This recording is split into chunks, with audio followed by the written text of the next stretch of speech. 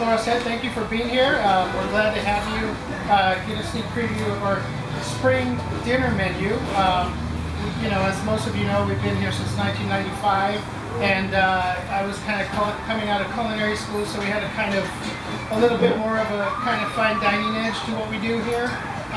And so we're just kind of using spring and this relaunch on our dinner menu to kind of refocus, and what better time, a time of rebirth, a time of growth. And so we're going to see a lot more focused flavors and presentations, and kind of really start to differentiate or redistinguish ourselves from our brunch menu and our daytime business, which we've been honing for the past 2 to 3 years after the closure of our Santa Ana location. So that's been met, the brunch menu has been met with a lot of success. It's our busiest time zone now, and so we're trying to put some refocus back in the dinner menu. So that's basically what we're going to start with today. The first 3 plates are going to be beets presented poke style. So we're going to have a traditional sesame, soy, sriracha on the beets, some sesame seed, black and white, and then that's going to be served with the golden beet chips to kind of add the crunch, a little gorgonzola, and some toasted hazelnuts.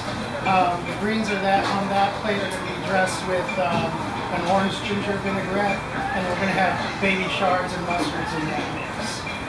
That's going to be followed up by our lobster and fried green tomato salad. It's going to be a lobster salad kind of done like you would find in a lobster roll, kind of New England style, some Old Bay, some mayo, some tarragon. And then that's going to be come with the fried green tomatoes, a smoked paprika vinaigrette. And then we're going to move on to the boudin was, which is our version of a meatball. Southern boudin is unlike French boudin. It's pork, chicken livers. So we're using some ground pork, some of the pulled pork from the barbecue, and then rice. The filler in that is rice. Rolling those in balls, coating them in cornflakes, and roasting those up. So that's going to come with our new presentation of our collard greens, more of a chiffonade with some crispy pancetta, a little agave syrup, and a little cider vinegar. So those are the first 3 dishes you're going to try, so I hope you enjoy. Hope everyone's enjoying the cocktail so far and the experience, and including the wine, The more juicy, citrusy one that you have in front of you, loosely taken on an Aviation No. 2 cocktail, which is gin, Luxardo, lemon juice, creme de violette. Here we've substituted the gin for aquavit, a really cool distillery in Santa Ana that's coming around now, 2.5 years, I believe, in business. And that's their aquavit, a Swedish liqueur, Scandinavian, but primarily Swedish. Flavored vodka, basically, herbaceous vodka, neutral spirit. That's going to have some dill, caraway, anise flavors.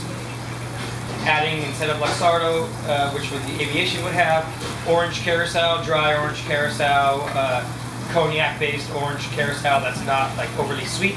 A little bit of fresh lemon juice there, creme de violette for a little bit of some kind of floral play, and to make the drink just kind of look not just yellow, a little bit of more kind of cloudiness, if you will.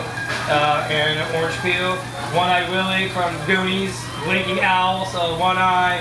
And then the garnish is supposed to represent like a little pie on top there with the orange peel. So, I'm kind of nerdy and quirky about the stuff, so I have fun with it, but the flavors should work. It's not just throwing stuff together just because of it.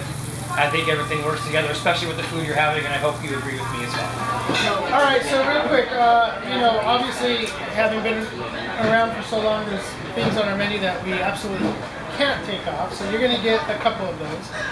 The fried chicken, obviously, we're going to do next, which is going to be family style.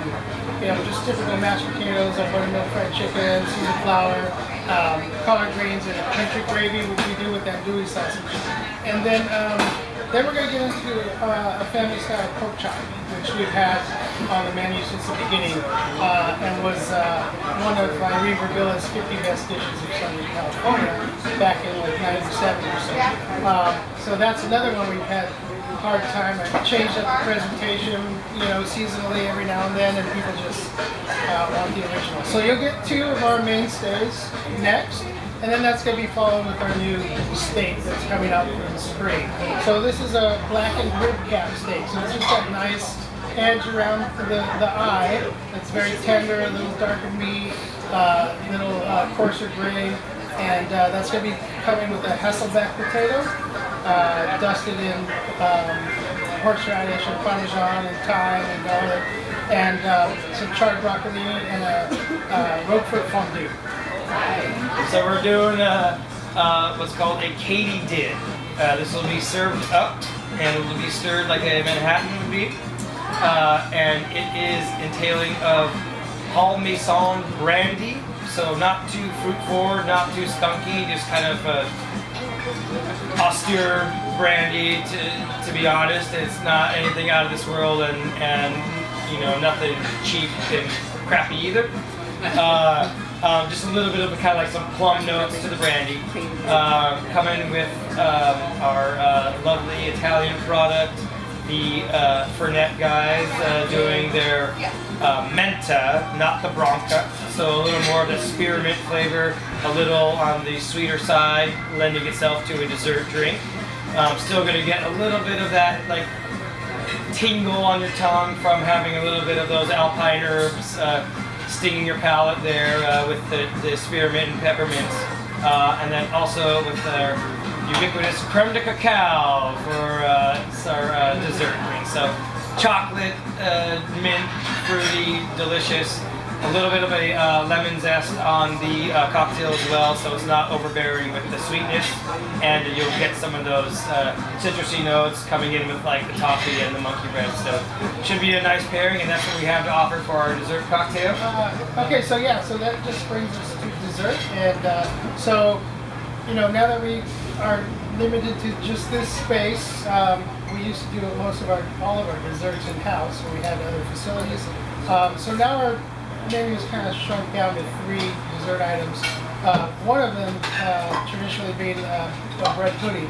We're going to forego that, and we're going to put on, as we talked about, monkey bread. So it's a bourbon toffee sticky monkey bread. It's got some caramel and some beef bar crunch. Ooh.